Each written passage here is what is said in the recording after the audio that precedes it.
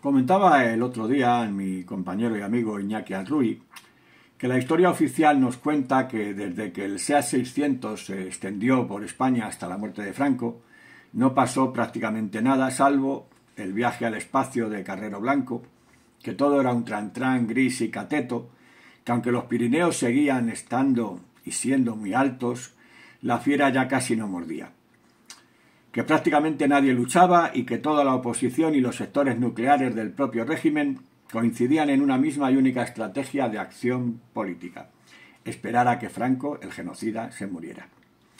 De modo que, según esa tesis, el franquismo ya no era franquismo, sino una protodemocracia con mucha paciencia. La historia oficial Dixit, la época del llamado aperturismo. En cambio, la historia no oficial nos dice que la lucha antifascista estaba muy viva y que la represión franquista no solo seguía vigente, sino que de hecho se endureció aún más en esos últimos años, precisamente al acercarse la muerte del genocida, para garantizar que la transición transcurriera como ellos deseaban. Luchar contra cualquier dictadura es un deber ético, y quienes lucharon entonces, quienes luchamos entonces contra esa dictadura franquista, contribuyeron a la democracia actual, que será mejor o peor, pero es la que tenemos. Ellos y ellas nos enfrentamos a un régimen que era una gigantesca banda armada, era el terrorismo de Estado que asaltó el poder y lo retuvo aplicando sus leyes, dando sus bendiciones, beneficiando a su gente y reprimiendo a cualquiera que cuestionase lo más mínimo. La democracia que hoy tenemos, con sus limitaciones en mayor o menor porcentaje, no fue fruto de la voluntad de mangantes de la realeza o de fascistas reconvertidos. Fue una conquista de todas y todos aquellos luchadores contra la dictadura. Muchos pagaron por ello un precio muy alto, como los fusilados del 27 de septiembre del 75. Su última noche anunciaba el alba de la libertad. ¿Qué queda de aquellos fusilamientos del 75?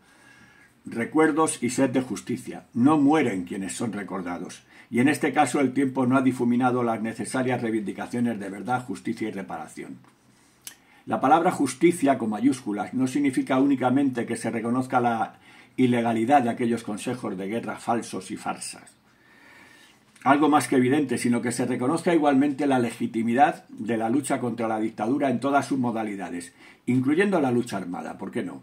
La resistencia francesa, que tanto fascina, no se dedicaba exclusivamente a pasearse con gabardina e imprimir panfletos, sino a la lucha armada contra los ocupantes nazis y contra los franceses colaboracionistas. Apenas 2 meses después de aquellos asesinatos moría en la cama el genocida dictador. El franquismo hacía meses que ya agonizaba en las calles ante la imparable rebeldía de una nueva ciudadanía que no aguantaba aún más el régimen criminal franquista, que nació y murió de la misma manera, matando. Y es que en el verano del 75 aquel régimen empezó a tener miedo de verdad. No había conocido movilizaciones de ese calibre y por eso acrecentó sus medidas represivas, lo único que siempre supo hacer. Cabe recordar que justo el año anterior, en Portugal, el 25 de abril de 1974, en Radio Renascença, sonaba una preciosa canción que luego recorrería el mundo entero. Grândola Vila Morena, terra da fraternidade. Se iniciaba la revolución de los claveles. No era un golpe militar en sí, era el producto de una situación insostenible de una dictadura que seguía en el poder desde 1926. El régimen franquista y Estados Unidos miraban de reojo a nuestro país vecino y se haría cualquier cosa para evitar que el Estado español siguiera el camino portugués. El régimen ya venía preparando el camino para sus miembros y vasallos. Para empezar, el heredero, un personaje elegido por el genocida dictador, pasaba a ser el rey de la futura monarquía parlamentaria. Primer tanto para el régimen. La república quedaba excluida como opción desde el minuto cero, ni plantear la cuestión del referéndum sobre la forma de Estado. El genocida había dicho que a su muerte seríamos una monarquía, y monarquía fuimos y monarquía somos. Paralelamente se acomodaba a todos los personajes del poder franquista, se aseguraban los capitales de las grandes fortunas y de la banca, por supuesto, se mantenía a la Iglesia Católica Sociedad Anónima, su estatus de poder, se pasaba del Tribunal de Orden Público a la Audiencia Nacional, se mantenía el mismo ejército, las mismas fuerzas represivas, Desde el principio de los 70 todo se venía precocinando para llegar al 75 con todo listo. Al heredero del poder, a los camisas viejas que encabezaban la democracia para pintar una fachada remodelada, pero anclada en los mismos cimientos. Durante los primeros años de la transición se prosiguió la eliminación de cuanto se opusiera a esa configuración del nuevo régimen, asesinando, torturando, maltratando a todo lo que fuera disidencia y ruptura con la política pactada. Eso sí, de manera más disimulada. Es decir, sin condenas a muerte emitidas por tribunales militares o civiles, sino a lo bruto.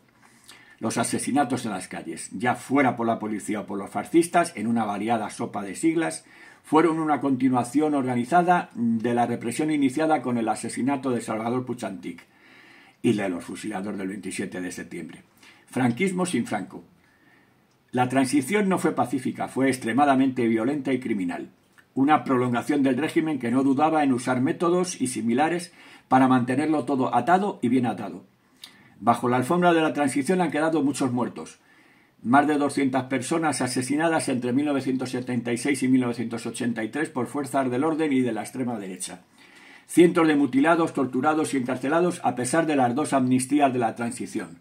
Otro apunte. En las cárceles del Estado ha seguido habiendo presos políticos siempre.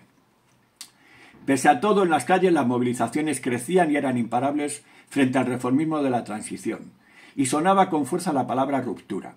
Unas fueron luchas cara a cara con la represión en las calles, en las universidades, en los barrios, en los trabajos. Otras fueron expresiones también castigadas y perseguidas en el cine, en el teatro, en la música, la literatura. Una mayoría ciudadana tomaba una posición clara contra el franquismo y una parte de forma muy activa. En este periodo confluyen 2 tendencias, la progresiva acumulación de luchas obreras, estudiantiles y populares y el agotamiento de un determinado modelo económico. A todo el cambio que se necesita y se viene se le llama transición.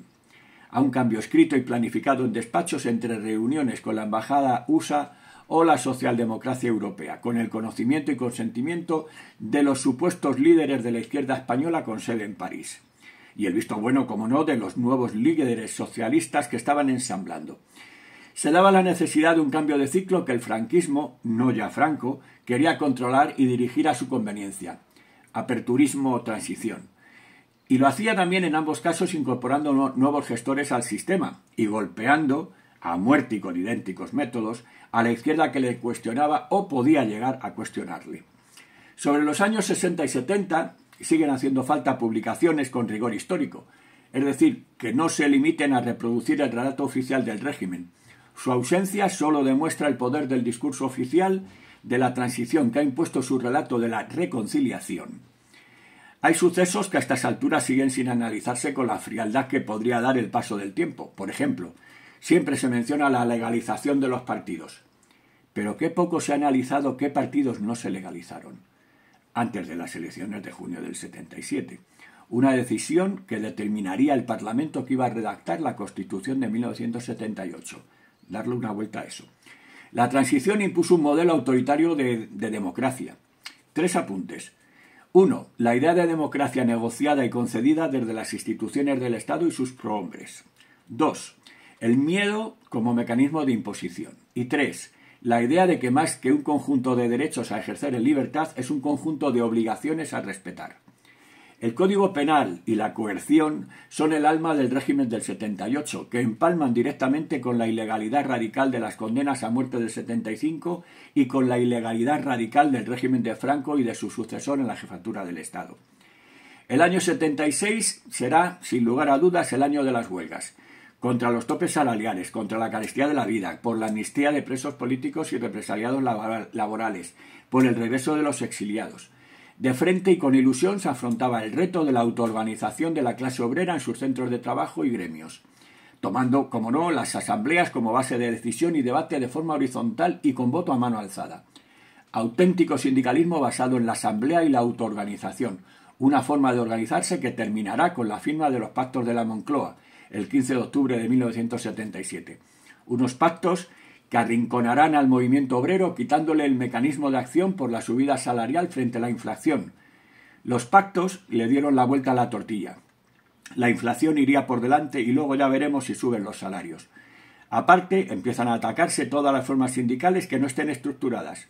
en ese paso desde el sindicato vertical hasta el sindicalismo de la democracia, donde algunas siglas sindicales pasarán a ser parte, junto a la COE, de la estructura del propio sistema capitalista patrio.